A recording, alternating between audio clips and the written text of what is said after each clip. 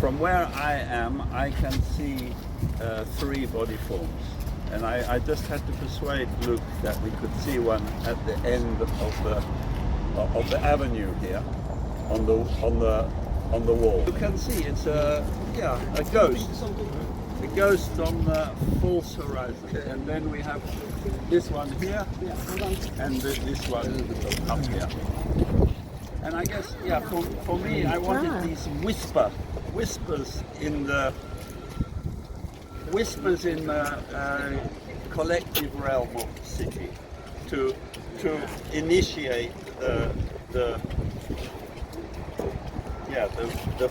fact of the exhibition, and to start really with this idea that we are taking the existence of the museum as a partner. It's not just a box into which we put work, but we're thinking about what is a museum? What is a collection of art?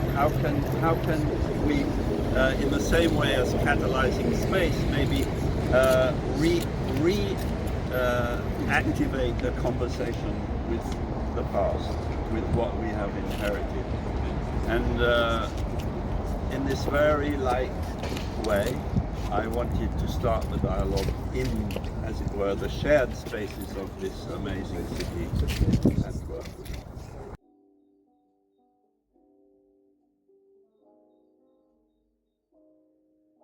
We want to ask generally, what is art? What's it for? How does it work?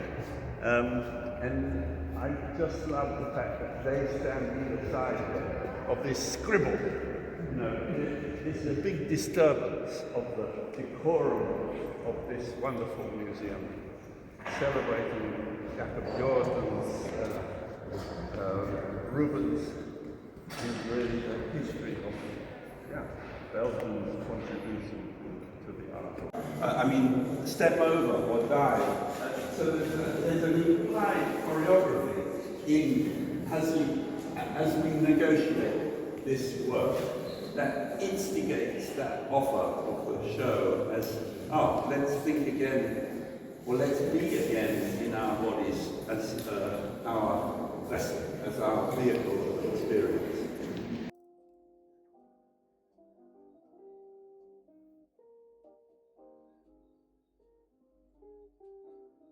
Antony Gormley, Geestgrond, is zonder twijfel één van de meest while always remaining deeply human and profoundly accessible.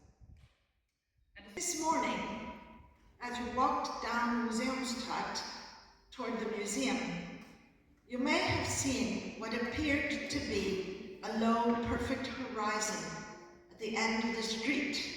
A long, flat line, the sky opened onto the river.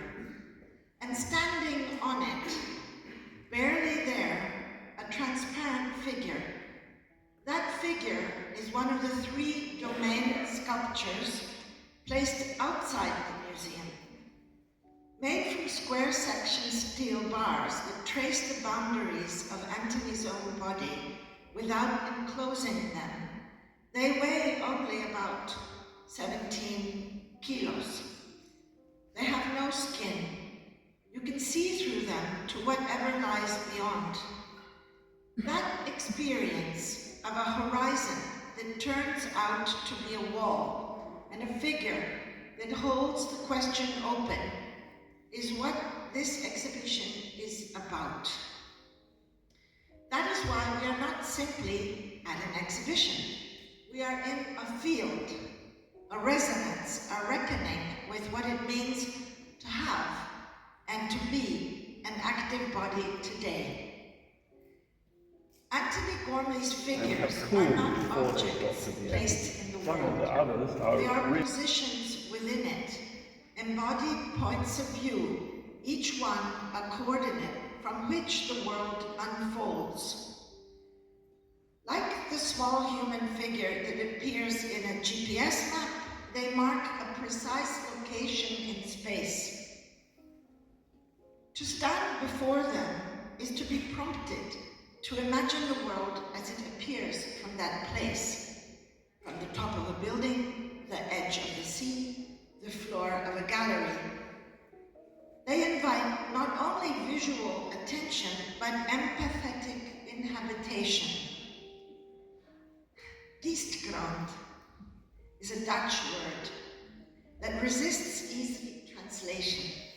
It combines geest, spirit, mind, breath, and grond, earth, soil, foundation.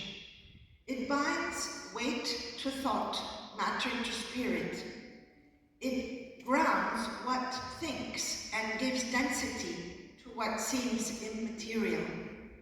And it names precisely the condition Gormley's sculptures inhabit, the interval between gravity and grace. The philosopher Simone Weil, whose book Gravity and Grace Antony showed me on his shelf with his own underlinings made decades ago, understood gravity as the downward pull of necessity and grace as the counter force that allows the soul to rise. Gormley's sculptures live in exactly this interval between descent and ascent, between the weight of matter and the possibility of transformation. The exhibition makes this felt from the very first room. In the Kaisersaal, you are asked to pass between two works. Rodin's Fallen Curated from the collections of the KMSKA, bronze, small, a female figure collapsed beneath the architectural weight she was made to support. And on the other side, Gormley's small stop lead, number 7, a single dense block of lead, a figure in fetal compression, stilled. Rodin's sculpture represents gravity. You read the weight in the bowed spine and the folded limbs. Gormley's sculpture simply is that weight. Where Rodin depicts compression, with his sculpture weighing a mere 17 or so kilos, the 115-kilo lead block of Gormley embodies it. You feel it before you fully see it.